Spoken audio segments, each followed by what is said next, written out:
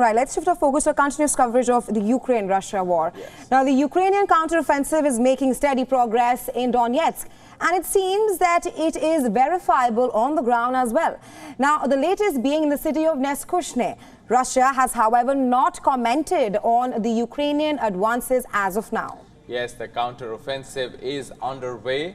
Meanwhile, Russian President Vladimir Putin has said that Russia is considering withdrawing from the Black Sea grain deal, blaming that the West had cheated Moscow by not implementing the promises it had made to get Russian agricultural goods to the world markets.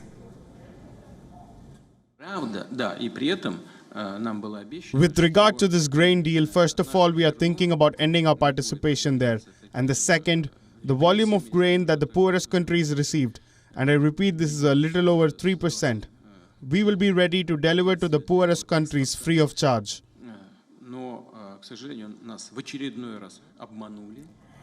The deal, which allows Ukraine to resume seaborne grain exports, was brokered by the United Nations and Turkey in July last year in a bid to tackle a global food crisis. However, Putin has made it clear that Moscow would be getting out of this grain deal. Our next report tells you more about the ongoing Russia-Ukraine war.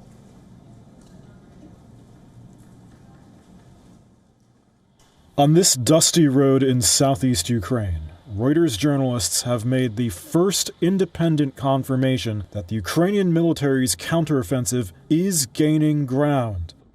Now in its early stages, although Russia's government hasn't officially acknowledged the loss of this village or several others. This is the village of Neskuchne in the Donetsk region. It once had a population of several hundred. Now its streets are silent except for artillery fire in the distance. Not a single building is undamaged. Artem is a soldier with Ukraine's territorial defense forces and is telling us the place was under Russian occupation for a year and a half. The Russians were chased out 3 days ago, he says, and quote, "These are Ukrainian lands."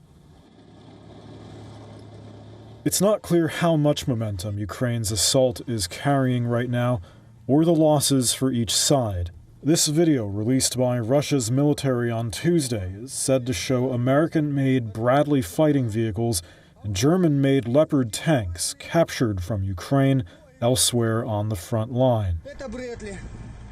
Reuters couldn't immediately confirm the account, or the location, or when it was filmed.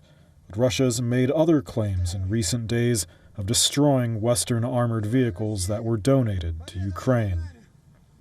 In Neskuchne, 3 bodies litter the ground, said to be Russian forces. Artem says his unit watched how one of them died on a drone camera. The Russians were carrying their comrade and left him here. These are still the early days of the counteroffensive. Tens of thousands of fresh Ukrainian troops and hundreds of Western armored vehicles are yet to be committed to the fight.